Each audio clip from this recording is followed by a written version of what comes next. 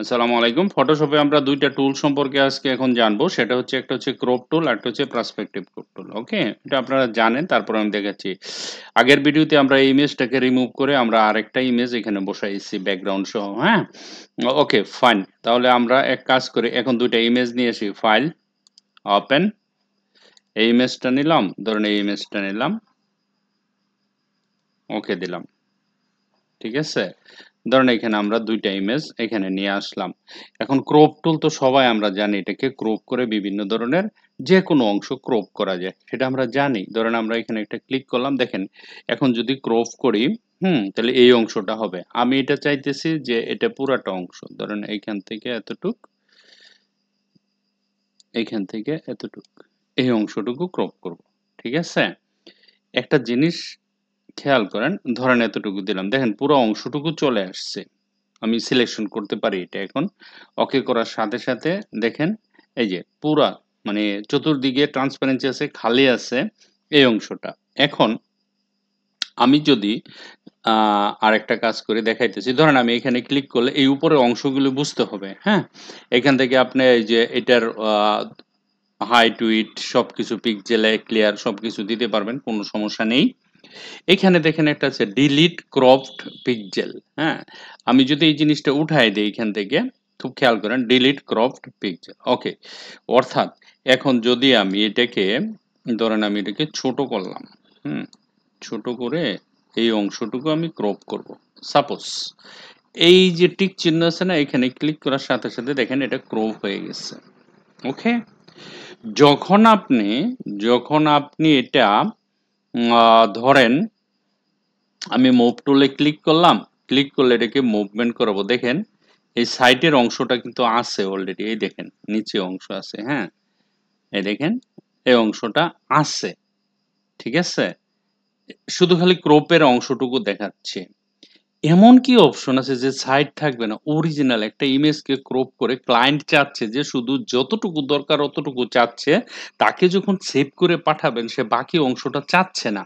কিন্তু এইভাবে করলে তো সেটা চলে যায়। ম্যাটারটা বুঝতে হবে। ঠিক আছে? ওকে, এটার জন্য আমাদের কি করতে হবে?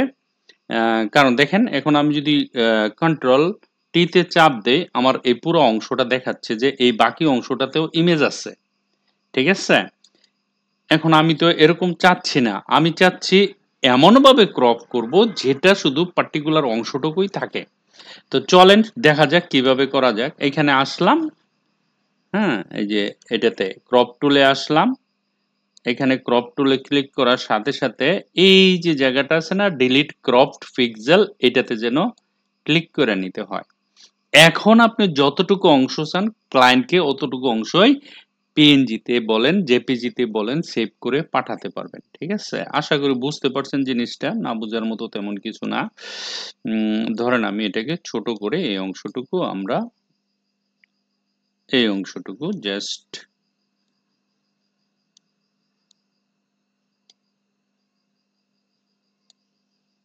আমি আর কিচ্ছু চাচ্ছি না। শুধু এই যে হাত, বই এতটুকু অংশ চাচ্ছি।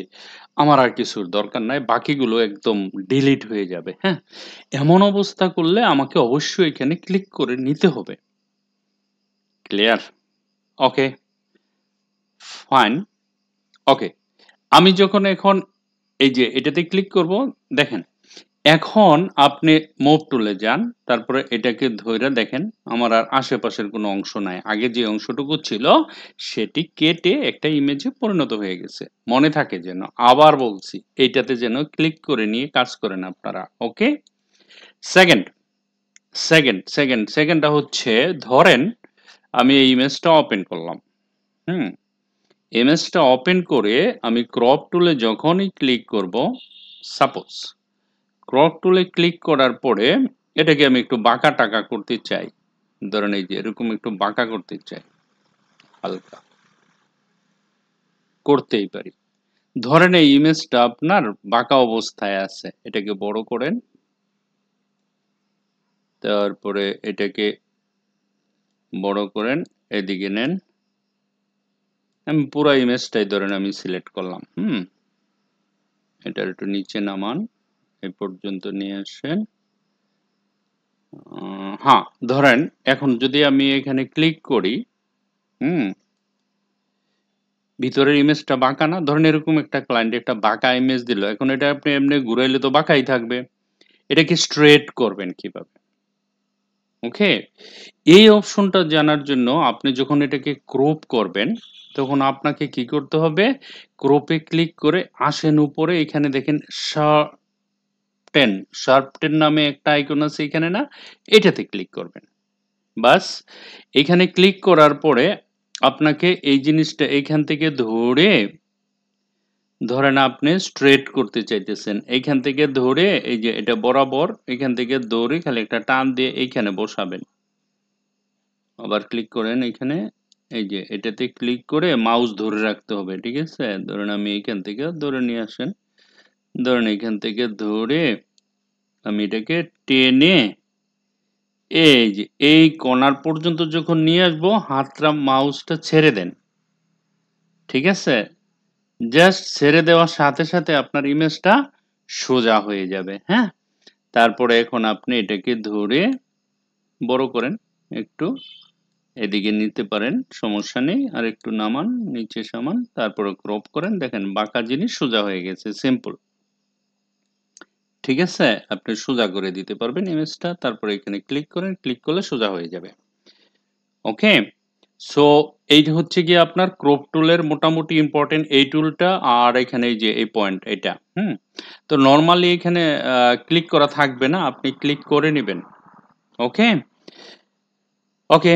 দেন পার্সপেক্টিভ যেটা, পার্সপেক্টিভটা হচ্ছে এরকমই ধরেন কোনো ইমেজকে সোজা বা সিলেকশন করা, ছোট বড় করা আপনি করতে পারবেন একদম ইজি ভাবে। নাথিং। ধরেন আপনার এই ইমেজটা এখান থেকে সিলেকশন করলেন। এখান থেকে সিলেকশন করে এক ধরনের নেটের মতন হবে। ঠিক আছে? এই দেখেন এই যে নেট দিয়ে আবৃত করলেন। ধরেন আমি এইখান থেকে এতটুক পর্যন্ত নিলাম। এতটুক। ক্লিক করার সাথে, সাথে যখন আপনি এখানে ক্লিক করবেন দেখেন ইমেজটা স্ট্রেট। এখন এই ইমেজটা যদি বাঁকা থাকতো, তেড়া থাকতো, অন্যরকম থাকতো, ফ্লোল থাকতো, ফল-টোল ইত্যাদি থাকতো না?